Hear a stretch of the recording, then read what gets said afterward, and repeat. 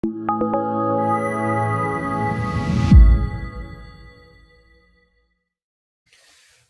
today we have with us Dr. Joel Fuhrman, MD, a board-certified family physician with over 25 years practicing nutritional medicine. You may have seen him on television on PBS. You may have read one of his books, or you may know someone who has been personally impacted by his work. Dr. Fuhrman coined the term nutritarian to describe a diet that is nutrient-dense and plant-rich, and includes anti-cancer superfoods, which also facilitate weight loss, improved immunity, and the reversal of diabetes and heart disease. He's the author of 8 books, including 5 New York Times bestsellers, including Eat to Live, the Eat to Live Cookbook, The End of Diabetes, Super Immunity, and The End of Dieting. Dr. Fuhrman is also the director of the Nutritional Research Foundation, a nonprofit organization that promotes research to understand the effect of nutrient-dense diets on chronic disease. So thanks so much for being here with us today, Dr. Fuhrman. My pleasure. Excited to talk to you. All right, so this online summit is basically about diabetes and how we can use plant-based diets as our main tool in reversing diabetes and its complications. But we can't really talk about diabetes unless we also talk about IGF-1 and its role in chronic disease as a whole. So let's start at the top here. Can you explain to us what is IGF-1 and why should people with diabetes care about it in the first place? Right. Well, first of all, IGF-1 stands for insulin-like growth factor 1. And the reason it's called insulin-like is that it's shaped like the insulin molecule, and it can bind to the insulin receptor.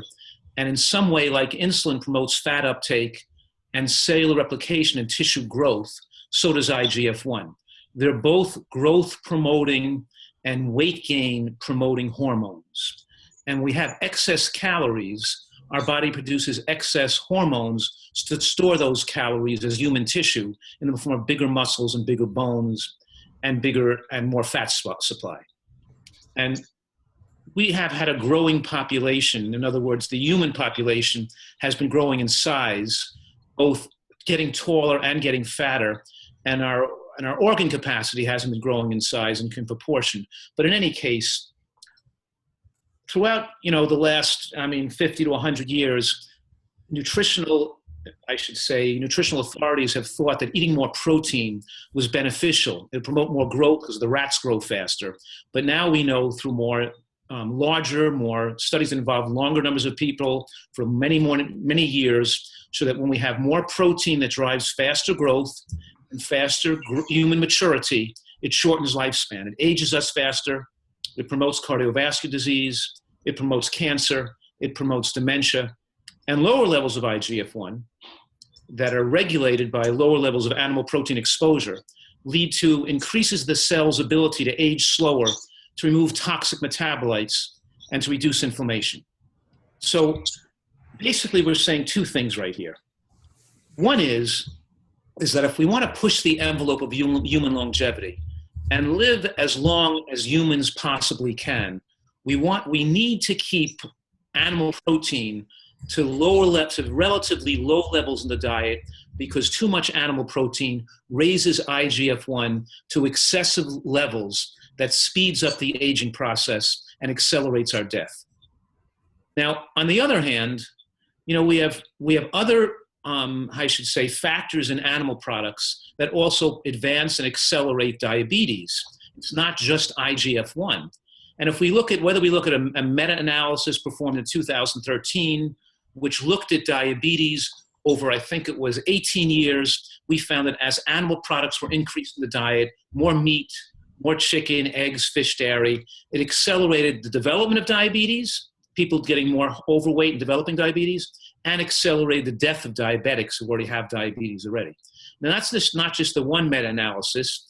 There was another study published in 2014 that followed a large population, and I think they plotted in that study that for every 10-gram increase in animal protein ate by that population they looked at, that risk of developing diabetes went up by 6% for every 10-gram increase in animal protein in the diet.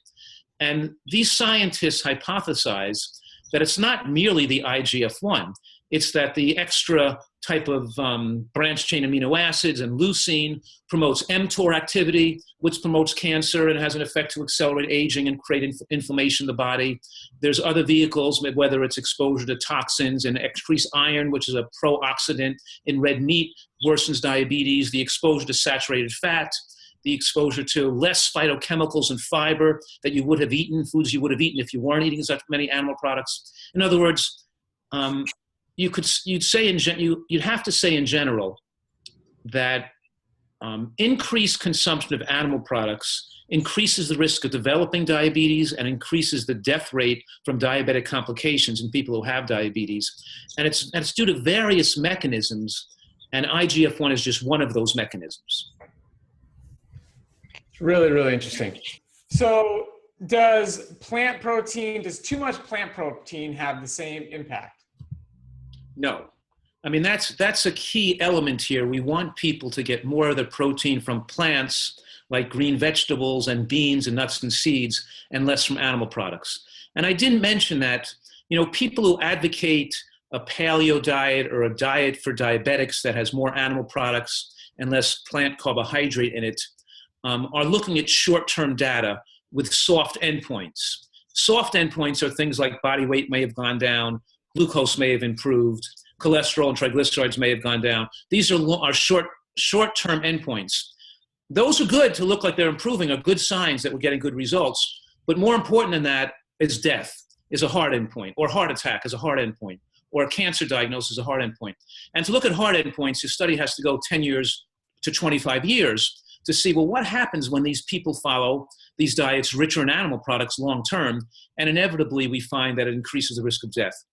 For example, one study published in 2014 in the medical journal Cell Metabolism followed 6,000 people for 18 years. And they found that those eating more animal products had a 4-fold increased risk of cancer death and a 75% increase in total death in the 50 to 65 age group followed for that 18-year period as they went forward. And in all age groups, from anywhere from 50-year-olds to 85-year-olds, that in the higher amount of animal product intake, that they saw a 73% increased risk of death from diabetes in those people eating animal products in higher amounts in all ages. So when we look at hard endpoints, and also, is that long-term study corroborated by any other studies that had more than 6,000 people in it? And the answer is yes. For example, a study published in the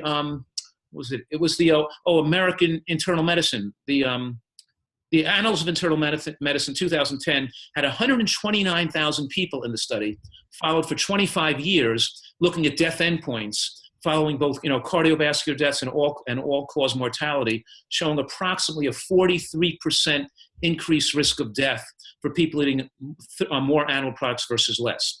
So what I'm saying is that the number of studies, the number of people, and the years being followed at this point is very, very solid to say that people advocating diets that are rich in animal products to control diabetes numbers are giving irresponsible advice that's going to shorten people's lifespan and lead to their premature demise.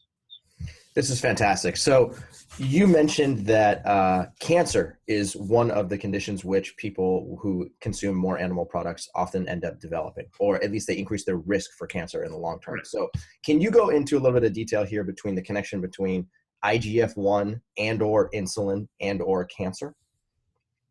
Yes. Both IGF-1 and insulin are growth-promoting hormones, meaning they promote cellular replication and growth, which is favorable when we're in the womb or when we're growing as a child, but excess amount of IGF-1 as an adult leads to promotion of cellular mayhem, because you're promoting growth in cells that shouldn't be replicating and growing. And also they promote a process called angiogenesis. Angiogenesis means the growth of new blood vessels. In other words, when you're taking excess insulin, or your body's producing excess insulin because you're insulin resistant to being overweight, the way the insulin helps store fat on the body is by promoting growth of new blood vessels to bring glucose and energy and oxygen to the fat cells so they can grow. If insulin was not angiogenesis promoting, it couldn't and it wouldn't enable fat to grow as easily as it can. Likewise, when new angiogenesis, new blood vessels help muscle tissue grow and help fat growth on the body is best achieved by a higher level of both insulin and IGF-1 simultaneously. And that's the worst thing for a diabetic. On the other hand, and of course we're saying animal protein raises IGF-1, especially dairy products and egg whites, for example. And plant proteins do not have the same effect on promoting IGF-1. They lead to a lower, more stable level of IGF-1. Plant proteins can help IGF-1 from not getting dangerously too low with aging, but they're not going to promote IGF-1 into high, unfavorable levels due to their consumption. Whereas animal proteins lead to excessive consumption of IGF-1. It's a law of the collective in nature, so that the way animal protein translates into shortened lifespan. And it's an interesting point, because it doesn't just shorten the lifespan of our own body, but it shortens the lifespan of our children and our children's children. In other words, the effect of a high-protein diet can shorten lifespans for 3 generations. I'll give you an example, because it's kind of a little bit interesting. It's that, let's take, for example, the Nordic hare eaten in the Arctic, eaten by a lynx, which is a cat in the northern climate that eats these hares. It lives on these hares. Now, if the cat eats too much of the hares, he'll wipe out or decimate the rabbit population, so that the rabbits will become extinct, but so will the cats become extinct because their source of food is gone. Did you follow me? Absolutely. So nature built into the system that animals that overeat protein slows down their reproductive capacity, slows down their lifespan, and they pass on to subsequent generations the inability, a shorter lifespan. They don't continue to decimate and wipe out the population of rabbits, so the hares or rabbits have a chance to replenish themselves with less cats around that eat them. The point I'm making, if we look at a predator versus prey relationship, even in the natural kingdom of carnivores, that if they start eating too much of their prey, they shorten their own lifespan.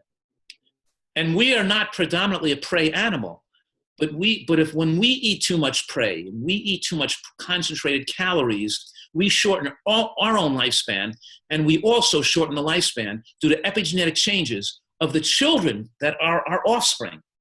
So we can pass on a tendency towards diabetes. We can pass on a tendency towards obesity, shortened lifespan, even a tendency towards cancer by us overeating foods that are so growth promoting. This is really, really fascinating. Fascinating stuff. So let's talk about this in regards to your nutritarian approach. How does that approach solve the problem of IGF-1 in regards to diabetes and cancer? Well, you know, of course, that I'm not emphasizing IGF-1 as the predominant mechanism here. It's just one of 100 different mechanisms. And we just brought it up because we're talking about it today. But in any case, a nutritarian diet is not designed to be most socially favorable or what people want to hear or want to eat. It's what would you do and how would you design a diet if you were going to promote human longevity to the utmost, the maximum degree of reversal of diabetes or heart disease, and the maximum protection against cancer you could possibly get. What would you have people eat? Then the question is, and that's why I designed that, and then the question is, well, can you make that taste delicious, and would people want to do it, is a second question. And I'm advocating that you can make the most delicious recipes in the world on a nutritarian diet. You know, and it's not giving up pleasure in life, but we have to recognize that a nutritarian diet gives people a diet that's low glycemic, right? So it doesn't raise insulin high, because it's not focused on potatoes and rice like a macrobiotic diet or one of those low, like high carbohydrate, high starch vegan diets.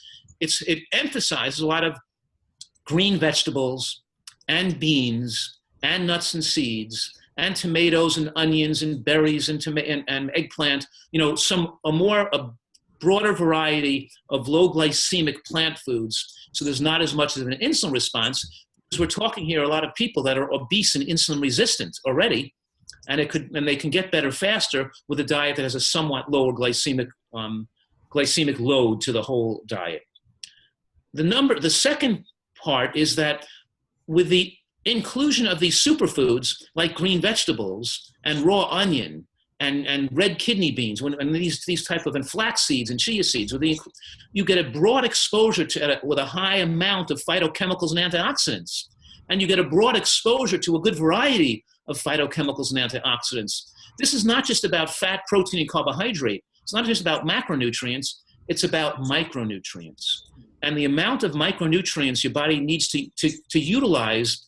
The phytochemical exposure in both the amount of phytochemicals and the diversity of phytochemicals are important in the reversal of disease, the restoration of beta cell function due to the beta cells being stressed out from being overworked, and also in the cell's ability to clean itself and to repair and to prevent aging and to prevent against cancer and abnormal cell defects and DNA defects. So we're saying that with exposure to this, how should I say, an excellent or adequate amount of phytochemicals, the body is more resistant to disease in general, and it can heal more rapidly.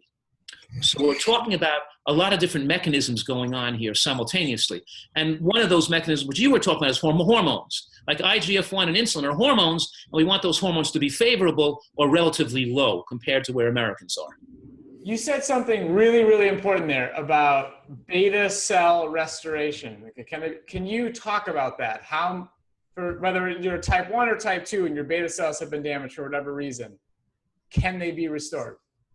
Well, that's right. In type 2 diabetics, my 25 years of experience is that the vast majority, and that means more than 90% of my patients and my clients who've had type 2 diabetes have become non-diabetic, which means their glucose, fasting glucose, are below 100 without the need for medications, without the need for excessive exercise all day long. They're just normal people. They've restored themselves to a normal body weight, and their beta cell function has improved significantly.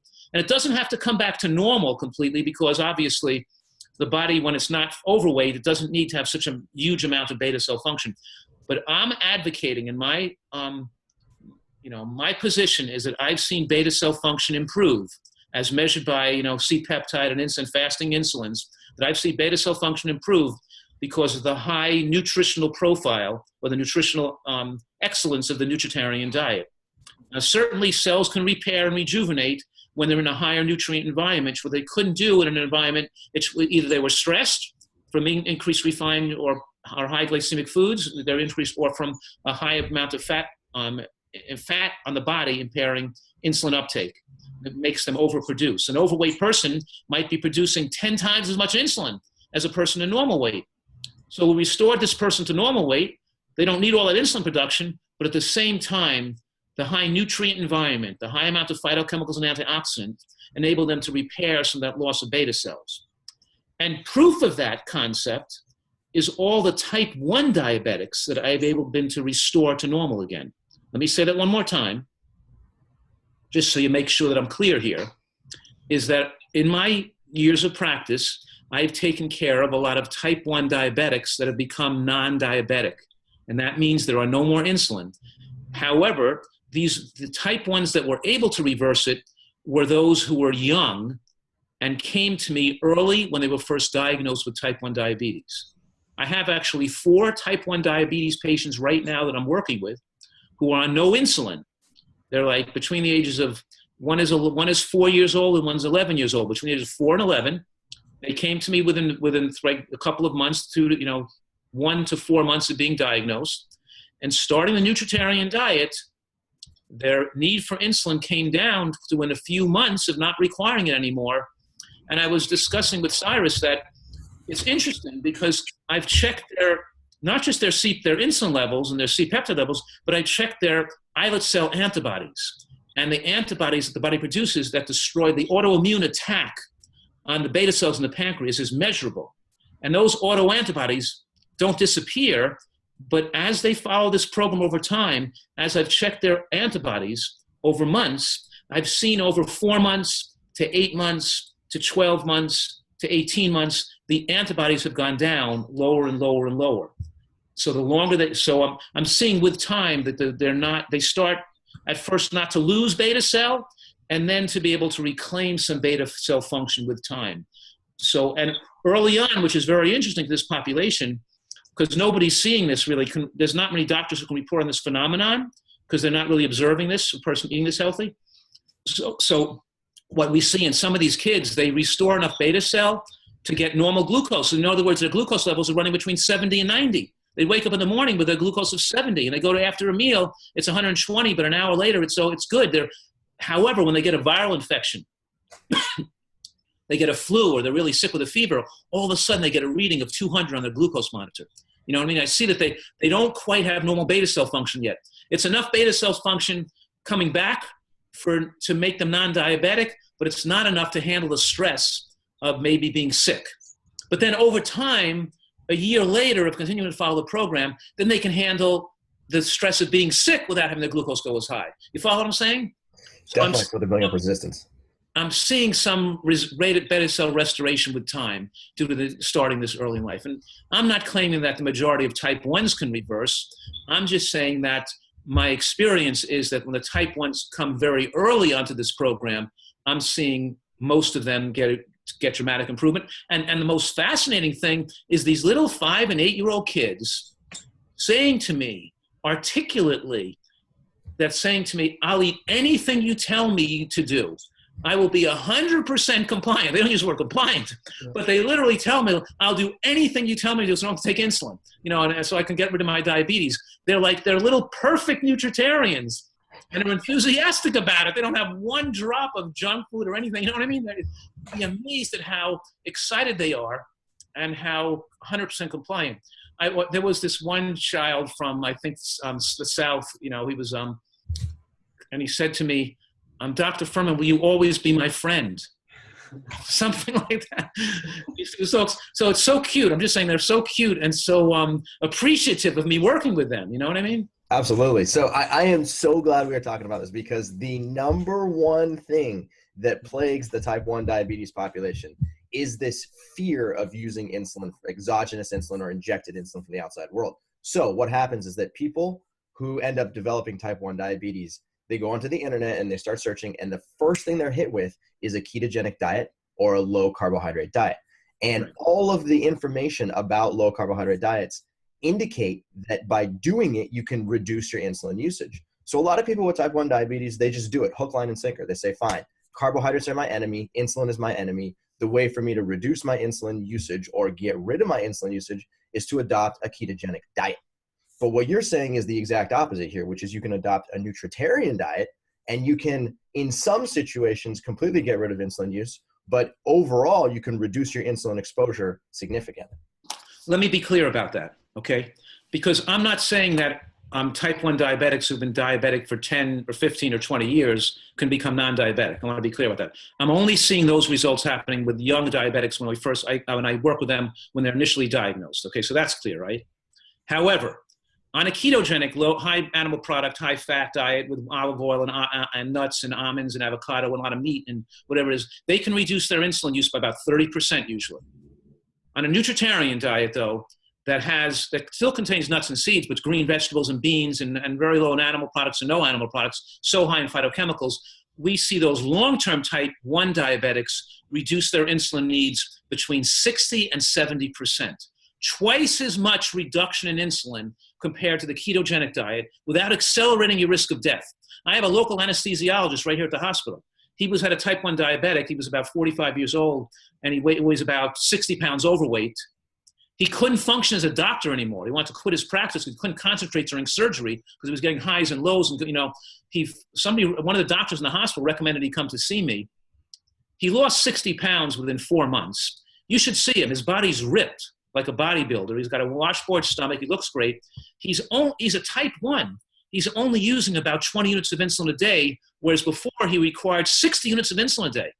That's like, what is that? 1/3. He got rid of 2/3 of his insulin use. I'm adding up his long-acting Lantus with his short-acting Humalog. I'm adding up the total a day of what he's using. The Lantus plus the Humalog is like 3 with each meal plus 11 at night. He's only on a total of 20 for the day in perfect controls, no highs, no lows, running a narrow range, doesn't have to worry about adjusting, checking his sugars and changing his insulin dosages. In other words, it stabilized him so he doesn't have to adjust his insulin. He stays with the same dose all the time. He knows how to eat, and he keeps his levels not high and not low in a perfect range. very low body fat, and he's concentrated, he can focus at work, and he can have a much better life. But there's one very important point to make here, and that is that type 1 diabetics do not have to have a higher rate of heart attacks, dementia, stroke, blindness, kidney failure, leg amputations, infection, and death. Because you can have a totally normal lifespan as a type 1 diabetic with a nutritarian diet. It's because it's not the type 1 diabetes itself that puts you at higher risk. It's the combination of the American diet with excess exposure to insulin that causes those complications.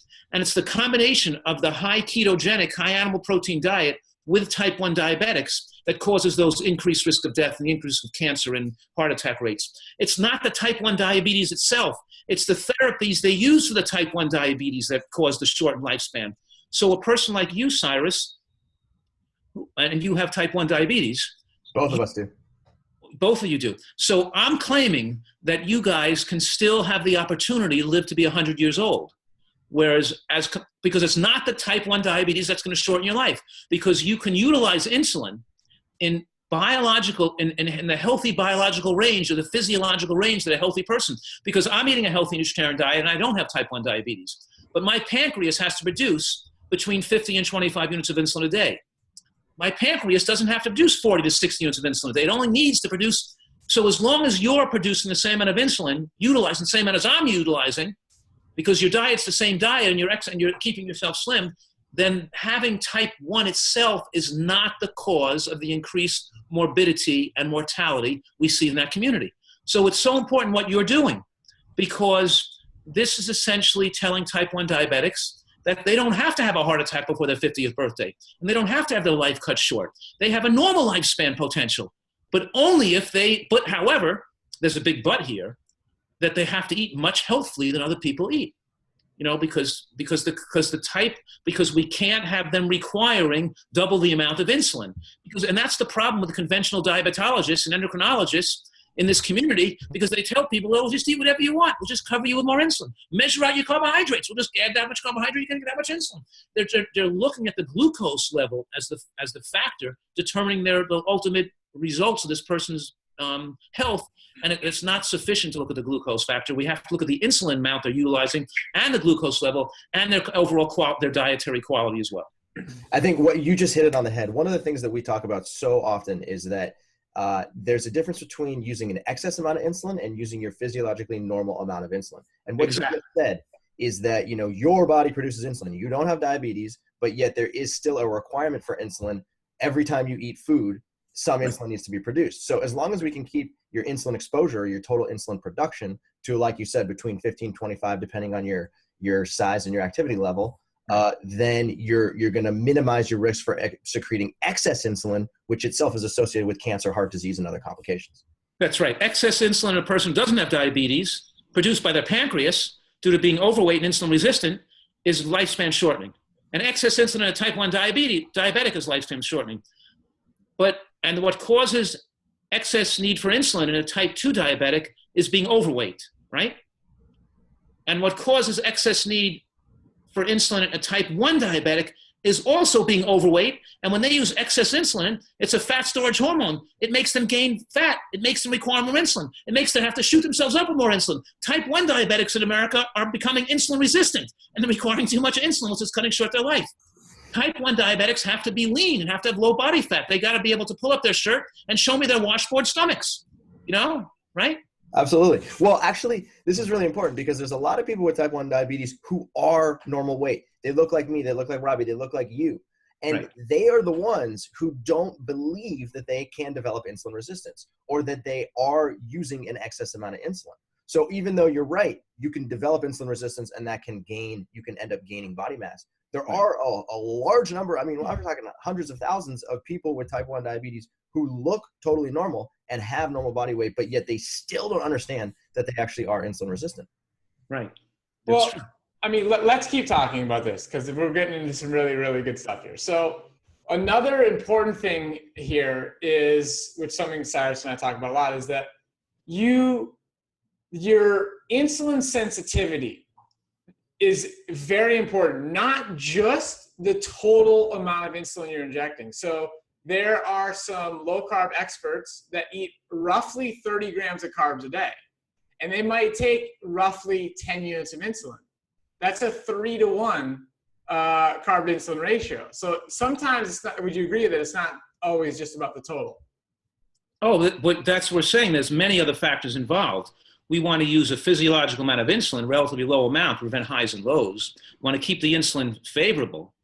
We also have to include all those other qualities that lead for lengthened lifespan and good health of the brain, of the heart. You know, the brain is not a high antioxidant environment. It's very susceptible to aging of the brain and shrinkage of the brain due to, you know, rancidity of oils, or let's say, or excessive consumption of cooked oils, or or the lack of phytochemicals in the diet. All these things. There's so many different factors here that we're paying, that in this approach, which I've just coined that term nutritarian, because it represents a diet that's rich and comprehensive in its nutrient exposure.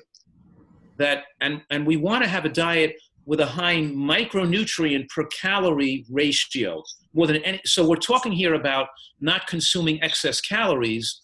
And as we because lower caloric exposure lengthens lifespan. Excess calories in general shortens lifespan. And excess calories is usually recognized by excess body weight. Now, it's possible to have excess calories without excess body weight too, because but most in cases you see excess calories with excess body weight. So we're saying here that as we reduce calories, we can get calories lower without getting too thin, right? We can maintain our muscle mass and strength without becoming too thin. But we want that antioxidant, phytochemical, and micronutrient exposure to be more than adequate for a lower caloric exposure. And to do that, we have to have some awareness of eating foods that are nutrient rich and contain lots of antioxidants and phytochemicals, to include them in our diet, because we want to get that nutrient exposure, which slows the aging process, protects the organs against disease like dementia in the brain, like aging the kidney or aging of the heart, and the blood vessels becoming stiff with aging. So we want to watch salt exposure. We want to watch antioxidant exposure. We want to expose ourselves to the full rainbow of plant phytochemicals and nutrichemicals, right? So that's what these people that focus on macronutrient balance, just weighing carbohydrate and fat, don't pay enough attention to. And that's like throwing out the most important factor that's going to determine your health destiny and your health in the last 20 years of your life, is your exposure to these beneficial phytochemicals. This is great. So for those of you who have never read anything that Dr. Fuhrman has written or never heard him speak before, he has this term called G-bombs. Stands for greens, beans, onions, mushrooms, berries, seeds. And so is that the reason you came up with that acronym is because those are the most nutrient dense foods that you recommend people be eating in large quantities. Is that right? No, something like that. I came up with that acronym because I wanted the people to be able to remember foods that have the most protective effects against cancer in the scientific studies. So I really picked it out, not for nutrient density, for their protective effects against cancer. Because nutrient density is one aspect, but mushrooms and flax seeds don't have a high nutrient density. But they have another factor here. They have particular phytochemicals with very powerful anti-cancer effects. Mushrooms have, so flax seeds have those lignans that powerfully protect against breast cancer and prostate cancer. And 1 tablespoon have tremendous effects to lower the rate of cancer. Mushrooms have these antigen binding lectins, and they have these protective angiogenesis inhibitors, right? They have all these different chemicals that protect against cancer in the mushrooms. They're so protective. But they don't have the nutrient density of green vegetables or strawberries or tomatoes. It's not, so nutrient density is one element, and the protective phytochemicals that protect against cancer is a secondary other tool or other element we can include in the whole picture of what makes a nutritarian diet. You follow what I'm saying? Absolutely. Yeah. You said it way more eloquently than I did. Okay. So let's go into a little bit more detail about, because I remember in your book, End of Diabetes, it's an amazing book. Everybody, we'll link it up on your page here. Everybody should check it out. So you have a whole section on, how you have your type 1 patients plan out their day and have consistent meals. But in general, let's just go over what foods do people eat on a nutritarian diet? Where do they get the energy? You can't really get energy from spinach. What foods do people get energy from? Well, keep in mind that I'm advocating a diet that's mostly plant foods, number one, right? So we know that I do allow people, if they want to have some animal products in their diet, they can eat, somewhere 5% or something, a small amount. We're talking about, certainly 10% max. I'd much prefer people stay under the 5% figure, but I allow 10% in some cases just for people's personal choice, you know what I mean? But so then we say, okay, so now you're up to at least 90% plants. And what plants do they eat? Well, they can eat all the plants available in the natural world that are not processed. We're not talking about white rice and white flour. We're talking about colorful plant foods. And I do not restrict their consumption of nuts and seeds, but I do restrict the consumption of oil because they're affected very different biologically, the way the body handles it and digests it, and there's effect on insulin resistance and such. Also, I give a hierarchical scale of carbohydrates. In other words, we know that eating sugar is maybe a little worse than eating, or sugar or honey might be a little worse than white flour, but white flour is worse than whole wheat flour. And whole wheat flour is not as good as peas, and peas aren't as good as lentils, and lentils aren't as good as black beans. In other words, we can look at not just the glycemic load, but the fiber content, the amount of slowly digestible carbohydrate, the amount of resistant starch in the food, the nutrient density of that food, the anti-cancer. So in other words, we have to score all carbohydrate choices on a hierarchical scale of quality so that when people are choosing their choice of carbohydrate calories, they're emphasizing more of the most favorable carbohydrate choices. Those carbohydrate choices that are richer in fiber, that are richer in resistant starch, and resistant in nutrients in general. And if we look at that hierarchical scale, we find that brown rice is more favorable than white potato. But lentils and peas are more favorable than brown rice. And beans, black beans and red beans and kidney beans are more favorable than peas and corn. In other words, and squashes. But squashes are still favorable foods. They're relatively low glycemic. You can include squash in your diet. You can include peas in your diet. You can include lentils in your diet, all beans. But I do want people to get a significant amount of calories from the bean lentil family because they have so much beneficial effects against insulin resistance and protection against carbohydrates entering the bloodstream too rapidly. Because when you're eating these raw green vegetables and the cooked beans together, the combination builds up a film, a bacterial film lining the interior villi of the small intestines, inhibiting the absorption, slowing the absorption of glucose to the digestive tract wall. Let me say that one more time.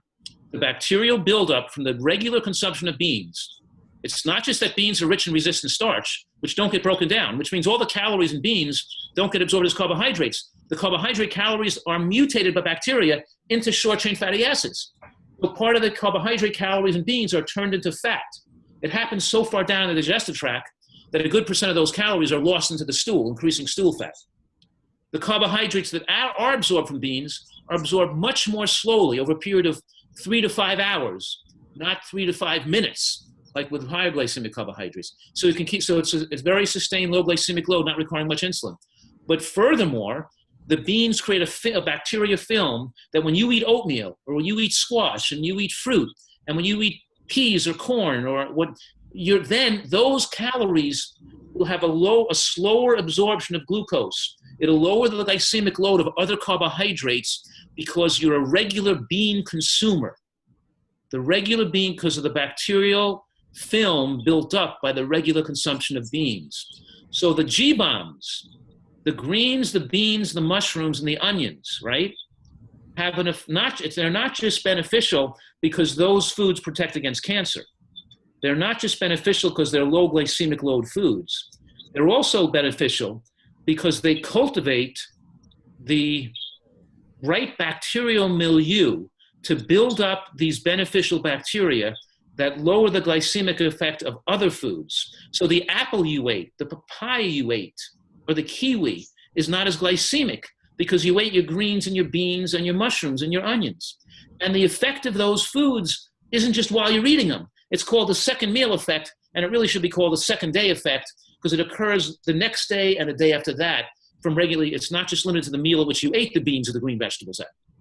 This is very cool. So in a way, it's almost like your digestive tract itself is lowering the glycemic index of other higher glycemic index carbohydrates just by having those beans as a constant in your diet. That's exactly correct. It's very cool. So I just want to make sure I understood it correctly because I'm learning stuff here too. You said the G-bombs also can cultivate that bacteria, or is it just beans? No, the G-bombs stand for greens, beans, onions, mushrooms, berries, and seeds. Right. Sorry, you're right. That's okay. And I'm saying that the G-bombs have powerful anti-cancer effects, but the G-bombs themselves support the growth of these beneficial bacteria. But most powerful in the development of that bacterial film to slow the glycemic effect of foods are the consumption of beans. Got it. Most powerful, the most powerful food. That's great. That's totally in alignment with what we also heard from Dan Buettner of the Blue Zones and how all these long-lived societies, the most common thing was the bean. Correct. Absolutely. Okay, so by the way, I have to say that all the longevity studies on the major meta-analysis, the Adventist Health Study, the Physicians Health Study, the Nurses Health Study, any large study showed that we're looking at reduction of cardiovascular death and overall death, that nuts and seeds and beans are always right at the top of the foods checked out. You know, we're talking about nuts and seeds reduce cardiovascular deaths, protect against cardiac arrhythmia, cancer, and beans reduce cardiovascular deaths, protect against both those diseases we're mentioning, cardiovascular disease and cancer as well. Okay, so this is important actually because in the paleo philosophy, they talk about the fact that beans, any legume, whether it's a bean, a lentil, or a pea, has these quote-unquote anti-nutrients, which are these trypsin inhibitors that sit on the outside. And so they blanket or say, do not eat legumes because legumes can cause digestive inflammation. What do you say to that? You know, I say that there's lots of things the paleo people say, and it's okay to have theories. It's okay to base your ideas based on a theory. And then you have to say, when you do that, if you're a true scientist, you'd have to say, because that's how science works, right? You can, okay, now what's the evidence there is to support that theory? And there can be hypothetical evidence, but the most, we talked about the most solid evidence is, can we test that theory with large numbers of people over time? And those theories have been tested, and as you say, that they haven't held up. They've been disproven by this point, because we know that beans extend human lifespan, and except for some individuals who are uniquely sensitive to beans, and there are people with digestive intolerances to all types of foods. There are people allergic to strawberries. Doesn't mean strawberries are bad for everybody. There are a lot of people who can't eat nightshades because they're sensitive to nightshades. There are people who obviously can't eat gluten, can't eat any product containing gluten. And there are some people that can't expose themselves to too many lectins in beans. And lupus patients shouldn't eat alfalfa sprouts either because the cannabinoids are too high. But the point is that doesn't mean that that's a diet style for the mass majority of people. You're restricting beans because a very small percent are sensitive to those lectins and glycoproteins in beans, which are mostly, of course, we know that they're dissipated with cooking, they're lost with cooking, and those lectins and glycoproteins actually have been found to have anti-cancer potential. Those anti-nutrients they're calling as harmful have actually been shown to bind toxic metals, to carry out mercury and lead out of the body and to remove excess iron. So these anti-nutrients have beneficial effects. They're linked to stronger bones, and they act as phytochemicals to actually protect the body against cancer. So that theory that they have some idea, when we looked at it actually in studies long term, showed not to hold up, in fact, and it's been disproven. Some people they'll hold on to those theory no matter how much evidence disproves it. They still hold on. People in the vegan community are the same way. They come up with a theory that fat's the villain, and they no matter how much evidence showing that flax seeds and walnuts extend your lifespan, they're still telling people not to eat walnuts. It's crazy because they're philosophically based and they're not affected by evidence. So it's not science-based, and they got to be flexible to let evidence direct what their judgment, Yeah, and you talk about this openly, right? We're talking about evidence-based research in large numbers of people over long periods of time. Correct. That is exactly how you determine whether or not a nutritional intervention is actually has effectiveness in the long term. That's right. And if you don't have that evidence, then you have to say, well, this is an hypothesis, and it's okay to make a hypothesis nutritionally based on the evidence that's available and doing what's most conservative and most reasonable for the individual, right? Then you have to make a decision that's not too radical if you're not going to have the data. Okay, so We want to hear in 60 seconds, just a short summary. What would you tell a type 1, type 2 diabetic? What exactly should they be eating? I think you asked me that question, a similar question, but I didn't answer it the first time. But I got in a tangent, but I'll answer it this time. Okay, so one of my mantras, of course, as you probably know, is the salad is the main dish. And I want people to eat a big salad at least once a day, because there are certain ingredients in raw vegetables that are heat sensitive that you need for optimal health. And that includes eating part of the raw onion family, whether it's scallion and part of the raw nut or seeds, and also raw green vegetables. So I want lettuce in the lettuce family, and I want some raw cruciferous vegetables eaten every day too. Raw broccoli, raw kale, raw watercress, arugula, some radishes, some kind of raw cruciferous in that salad. Okay, so I want that salad eaten every day. I want people to eat about at least half a cup to a cup and a half of beans each day, or based on how big you are, you can eat more, but whatever. I want people to eat some beans every day. So a lot of us make a bean burger or a chili, or we make a bean soup. I make a big pot of vegetable bean soup, and I juice vegetables, put half water in, put beans and lentils in the pot, add vegetables like broccoli rabe or turnip greens and mustard greens, and put spices in, and all kinds of chopped up parsnips or mushrooms in there. I make a big pot of soup, and I might have a big bowl of salad with a dressing made from nuts and seeds, with a vegetable bean soup with it, or and a piece of fruit for dessert. You know what I had for lunch today? I had an eggplant pate made with ground eggplant, made with some oats and flax eggs, an egg that stuck it together, made it of soaking ground flax seeds in water, mixed with spices and seasonings, with tomato sauce on top, with a nice delicious salad, and I had a couple of kiwis for dessert. So it was a delicious meal. It was it was like an eggplant steak, you know what I mean? Whatever it was. So, and then for breakfast, I usually have a small amount of steel cut oats, but I'll put berries in, like a cup of wild blueberries or some berry on there, and I'll have a tablespoon of flax seeds, a tablespoon of hemp seeds, and a tablespoon of chia seeds. I'll have 3 tablespoons of high omega-3 seeds with that, a little bit of oatmeal in the morning with my berries and fruit in there from nuts. And maybe I had half a glass of vegetable juice or something with it. And then for dinner, I might have a lot of different options, but I sometimes have like a Thai vegetable wok, where I'll have like water chestnuts and snow pea pods and Chinese cabbage, on wild rice or on quinoa or something like that, but I'll usually have a lot of different, a huge amount of different options, whatever I feel like eating at night that's in the refrigerator. But in any case, I'm saying that you have the full assortment of the natural plant kingdom with incredible delicious recipes at your disposal, including desserts like black bean brownies, because I put the beans in the brownies, so I can use cocoa powder and beans in there with just like a little bit of sweetener, like 1 date per person with the beans, because the beans reduce the glycemic effect of the date, and you have the soda, and I'll make even excellent tasting desserts with that meal as well. So I have a full variety of foods, but I'm being careful that the grains I utilize are intact grains. Not whole grain is not sufficient, because whole grains could be ground into a pastry flour, which is still high glycemic. So I want my diabetics to mostly, the grains they choose, I want them to utilize the word intact whole grain. That means it's a wheat berry. That's coarsely ground or sprouted. It's steel cut oats. It's quinoa. It's in other words, it's some whole grain used within the vegetable kingdom, and they're using squashes like butternut or acorn or spaghetti squash with the vegetables.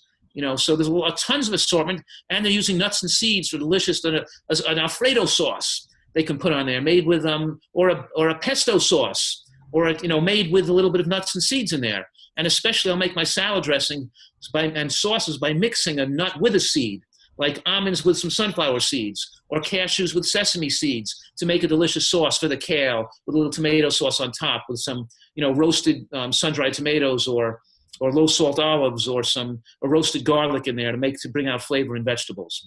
And if a person is utilizing animal products in part of their meals, they're using it as a flavoring device to add a little bit of flavor to their meal and not to supply a major caloric load of that meal. you can add a little bit to flavor a bean or mushroom burger, or to flavor a Chinese wok dish or something, a Thai peanut sauce, lemongrass sauce or something. You can do some of these in small amounts to add a little bit of flavoring. And I find that both my type 2 diabetics and type 1 diabetics, they love the taste and they flavor this diet. There's a learning curve of learning the recipes, right? And their taste buds change because the taste buds get stronger and they don't need the sugar and salt anymore. And they're not missing the oil anymore. And they really start to love the diet because they're not so fat restricted and they have such a huge assortment of food and recipes available to them. And I just want to make it clear, because we didn't bring it up, is that oil is a major factor in accelerating their type 2 diabetes, the consumption of oil, especially the heated oils, because when you heat an oil, you cause oxidative damage, causing rancidity, causing a series of chemical events, forming a slew of toxic, mutagenic, and carcinogenic compounds. That means these compounds can cause birth defects. When you have a person working in a fast food restaurant, just inhaling the vapor from the fryer can cause them to bring those toxins into their diet, increasing the risk of heart attack and cancer, just breathing in those cooked oils. And we have these type 1, these diabetics frying foods in heated oil, and that's going to accelerate the damage to their body at a more rapid rate. Wow, this is awesome. Okay, so let's talk about the bonus that you're giving away here for this Diabetes Summit. It's called Transformation 20. Can you go into a little detail about exactly what that is? Yes, because I want people to be highly educated and know. A lot of people with my book, The End of Diabetes, they think of that name and they think it's only for type 2 diabetes. They don't see how important it is for type 1 to learn this information, number one, because this is very important for type 1 too. But number two, a lot of them say, well, these books that you write are kind of heavy and there's a lot of information and I want to read them. It's going to take me, months to read them and really absorb and learn that information, but I want to get started today. What do I shop? I'll go to the supermarket today. Can you, and I'll say, okay, well, here's what you can do. You can lose 10 pounds in the first 20 days and you can reduce you can probably, in most type 2 diabetics, can be off their insulin or their other or their glucosinurias, whatever it is, their sulfonylureas. They can be off them within 20 days, within 3 weeks, if they follow this program. So while you're reading that book, if you want to get started, get the T20, 20-day program, has all the, all the shopping lists. I'll decide what you eat for the next 20 days, make it easy to do and make it really tasty. If do any thinking involved or any, tough mental gymnastics, you don't have to learn everything yet. Just follow the program and let's get you off that medication and get you to lose 10 pounds and get your diabetes in better control. Or could even get rid of it maybe in the 20 days and get started. And while they're doing that, they could see the magic happening to their body. They have to take their time reading this information, learning more. And I do feel that learning more is important because I wanted to ingrain in people the right information because it helps them adhere to this long term, to them to be more fully educated. And it helps them to get more enthusiastic about it. And it helps them to articulate this to friends and family and other people and be a role model for other people. So I want them to learn more. But the T20 diabetic program is a great place for them to start because they don't have to be a nutritional expert to start getting the results right away. This is great. I absolutely love your enthusiasm. And I remember the very first time that I read Eat to Live, I was already almost a decade into this lifestyle. And I'd already seen so many benefits for myself, reduced insulin usage, increased insulin sensitivity. And I read Eat to Live. And there was one quote in particular that just stopped me in my tracks. And it said, 33% of all people with type 1 diabetes will die before the age of 50. When I read that, I was like, wow, that is unbelievable, right? And that is a testament to the fact that the standard American diet or these low carbohydrate diets are really driving people in the wrong direction. So right. The work that you do, you've heard this 1,000 times, but just take it from me here. The work that you do is incredible. Your enthusiasm is really, really palpable. And I personally totally appreciate all the work that you do. And I know you're changing the lives of countless people that, we'll never be able to quantify. But I really appreciate all the effort that you put in to your career, especially participating with us right here. Well, ditto to you. And I'm thinking, and as you're saying that, I'm thinking to myself, wow, this is great because the three of us are out there reaching a lot of people that wouldn't normally be reached in this community. And we're saving people's lives. No doubt. We're going to add so many life years to people with type 1 and type 2 diabetes. And that's giving me a thrill. just to, I'm going to leave this conversation and go, wow, we really saved some lives here today. And this is so important and so great. Yeah. Thank you so much. This is really, really an honor. Just your experience working in a clinical environment like with patients is so priceless and so valuable. So thank you for sharing today. Oh, you're welcome. Thank you guys.